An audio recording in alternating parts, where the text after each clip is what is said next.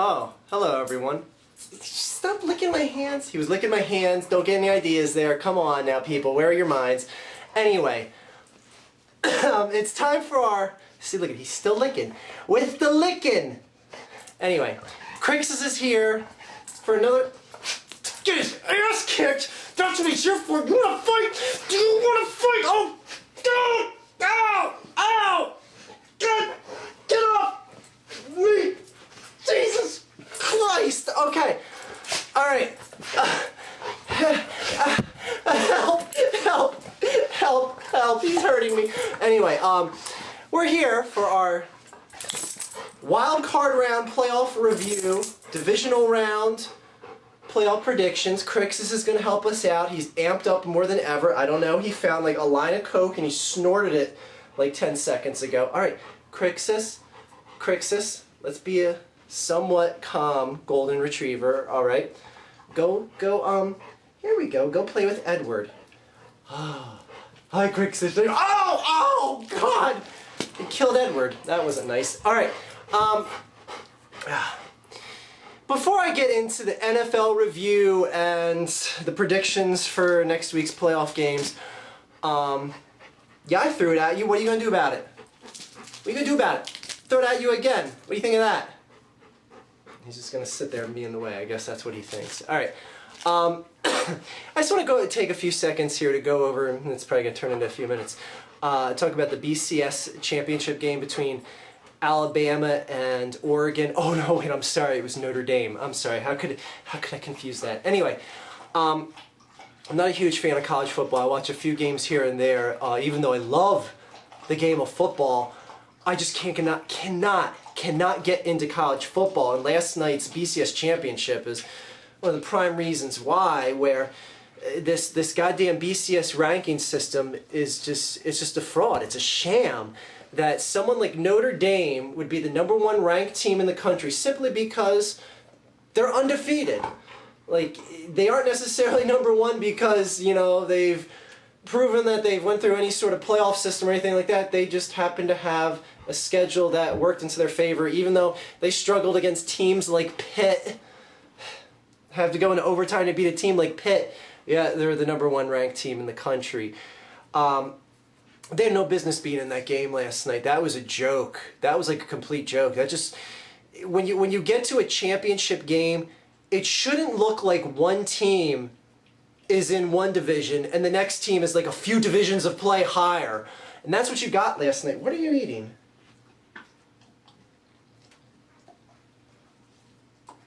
Anyway, if that's like what a championship's gonna look like in that sport, now granted, I know not every year it's gonna be a big slaughter fest like that, but my God, what is the point of even having the regular season if this is what an undefeated team can look like going through an entire season of play, going to the championship game, and they just get their clocks completely cleaned? I'm sorry, how's someone like me that wants to try and watch more football and get interested see competition like this? Like, I'm sorry.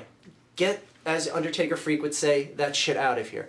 Anyway, just it felt like a waste of time watching that game, because, I mean, everyone and their mother was picking Alabama to win the game anyway, unless you have an ounce of Irish blood in you, because for some reason that automatically means, or if you're Catholic, that automatically means you have to root for Notre Dame, which is the dumbest fucking thing in all of sports. I've never understood that. I thought that was always the dumbest thing ever. It's like, oh, well, my name is O'Brien, I have to root for Notre Dame.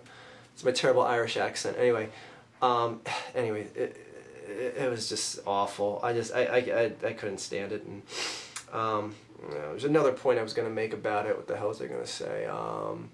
Notre Dame, BCS, and who cares? They're going to have a playoff system, basically, where the top 4 teams get to face each other. That's a step in the right direction, but anyway, let's get into some real professional National Football League football. Alright. Did pretty good with the predictions except for one specific game, but let's just go right into that. Cincinnati at Houston. I told you guys it'd be a repeat of last year. I thought Houston was going to win this game a bit more convincingly. A little pick six by Matt Schaub kind of turned the tide of the game and kept Cincinnati in this. But Houston won again, just like they did last year. Cincinnati's won and done in the playoffs again, but they've still got a young, hungry team with a lot of players, and their little ginger quarterback is actually pretty decent. So, Crixus, are you sleeping during one of my videos again?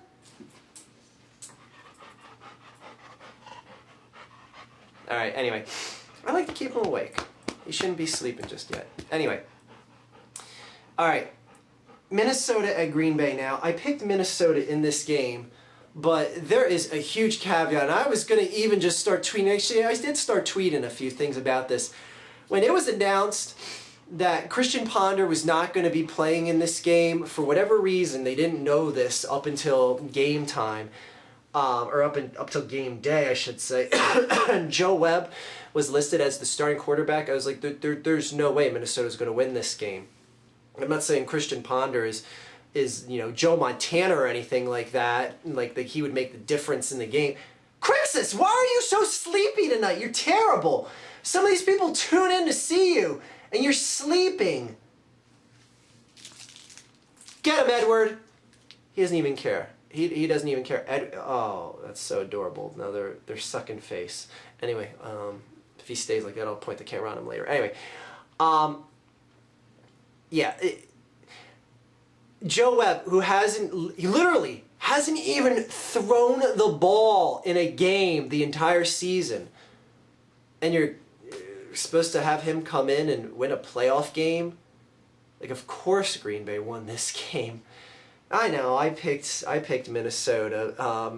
If I had a crystal ball, I would have been able to see that for whatever reason Christian Ponder it was either elbow or shoulder injury that was so bad that they didn't know till the day of the game, and I don't even remember hearing rumors or anything saying like he might not play. Whatever, I digress. But I hate the Vikings, so fuck it, they lost. Another year of nothing for them.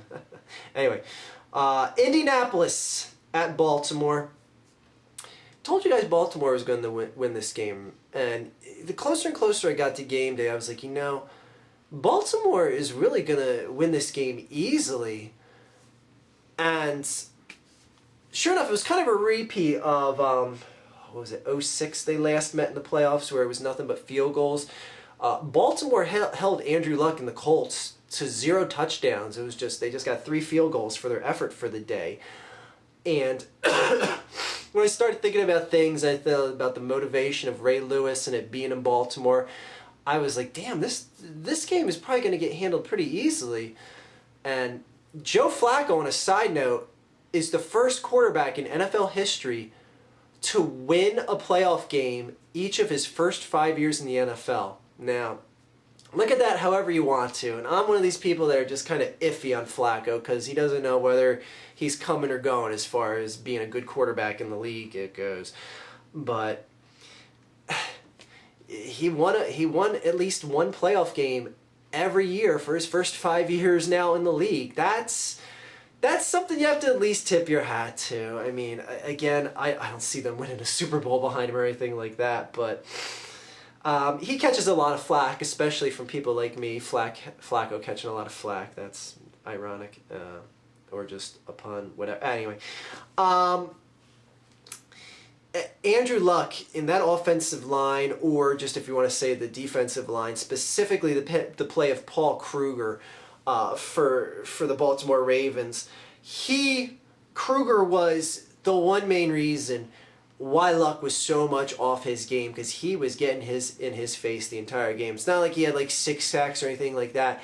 He was applying the pressure just so greatly throughout the entire game and just being in the middle of plays, disrupting the run, disrupting the passing lane.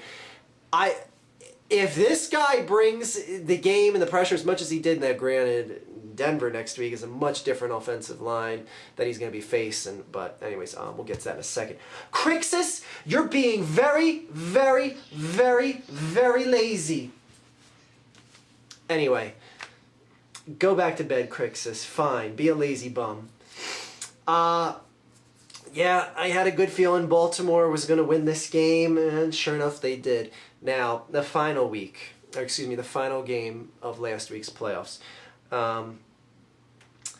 Boy, Washington got up 14-0, and a lot of people started, specifically Redskins fans, started just harping at me on Twitter and stuff.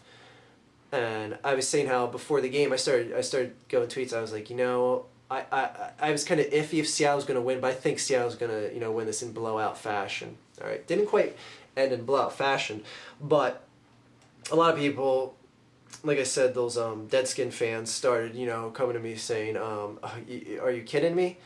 And then they got out to that 14-0 lead, and then they really started harping on me.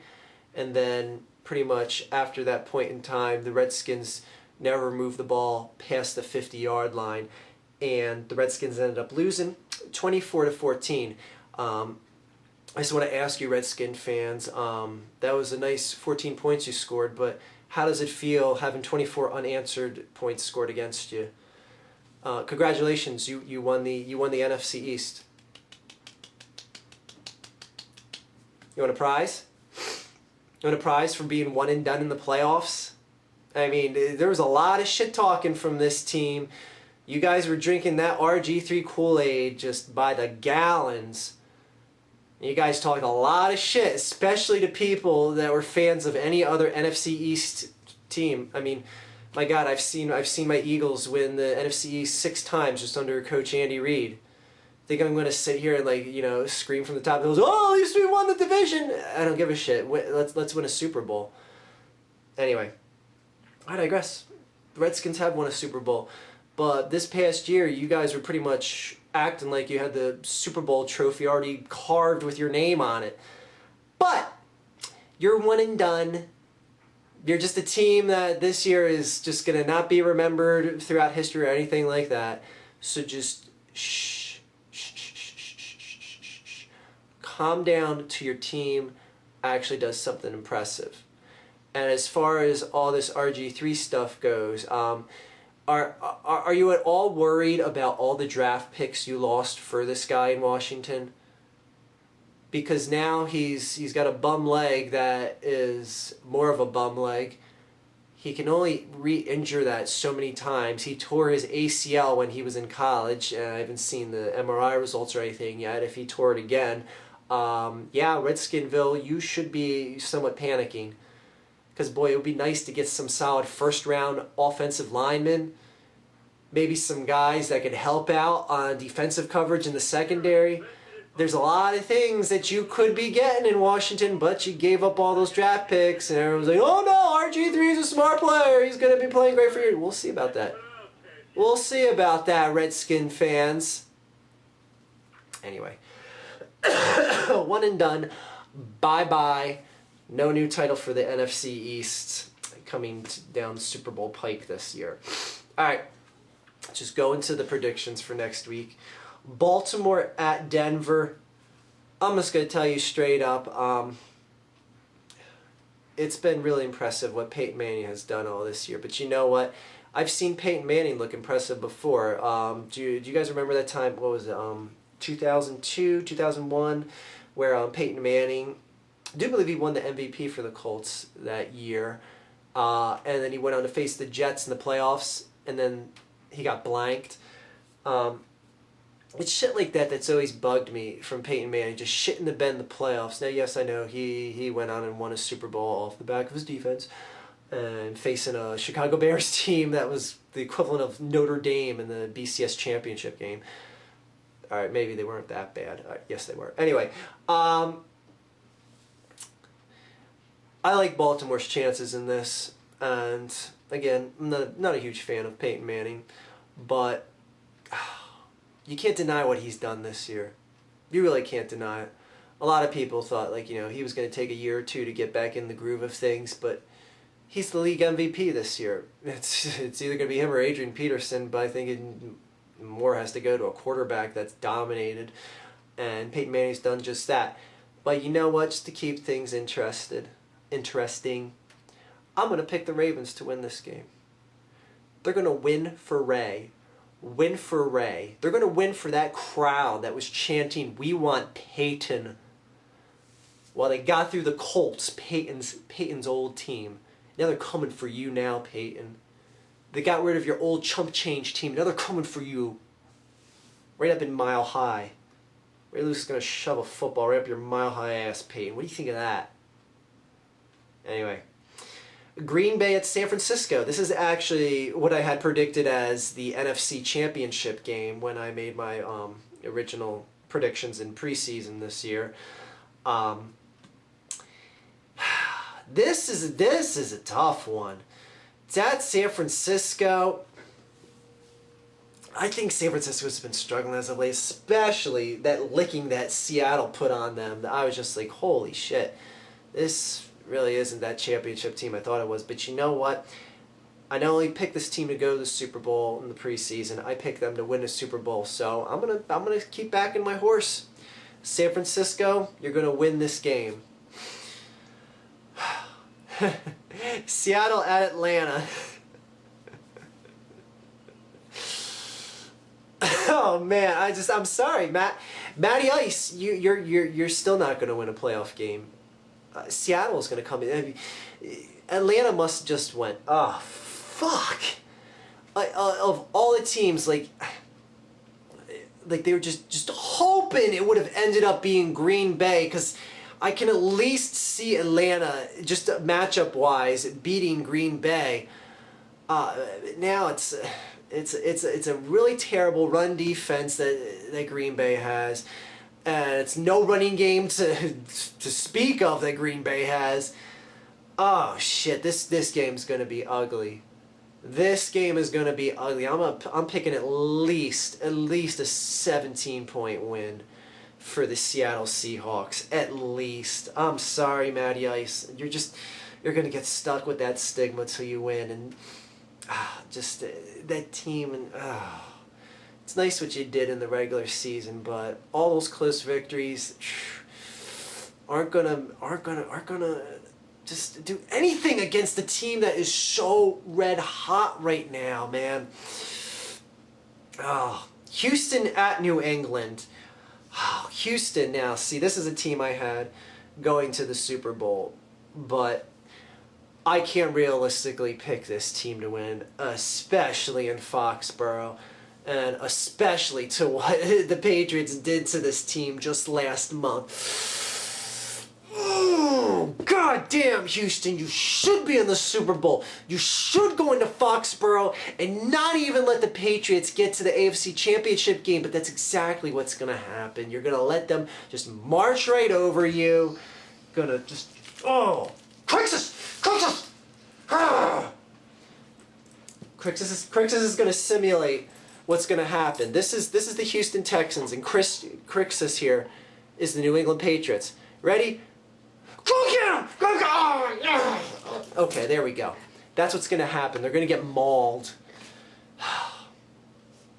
So, there we have it. New England's going to win at home. Atlanta's going to lose at home. San Francisco will win at home.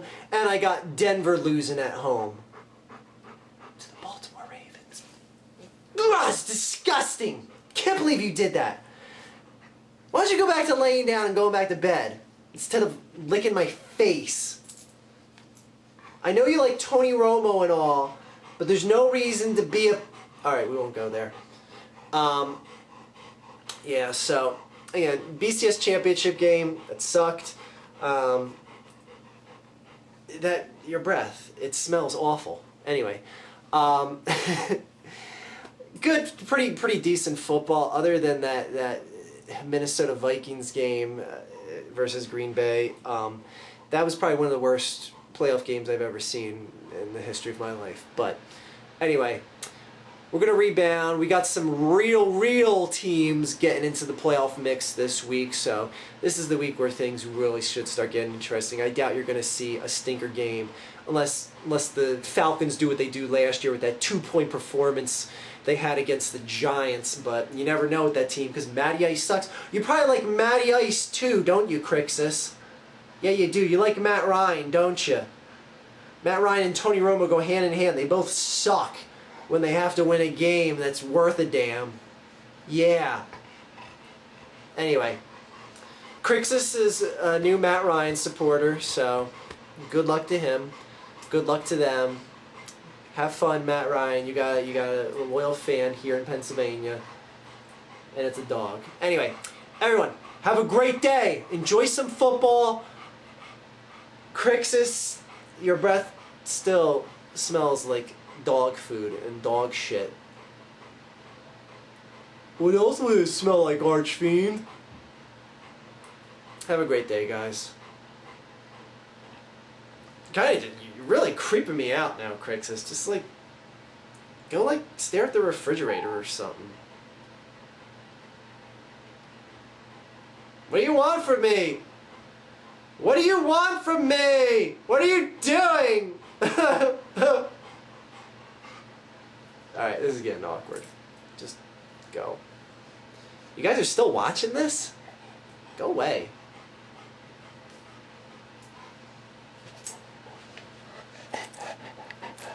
Go away. That wasn't him talking, that was just me moving his mouth with my hand. Beat it! Beat it!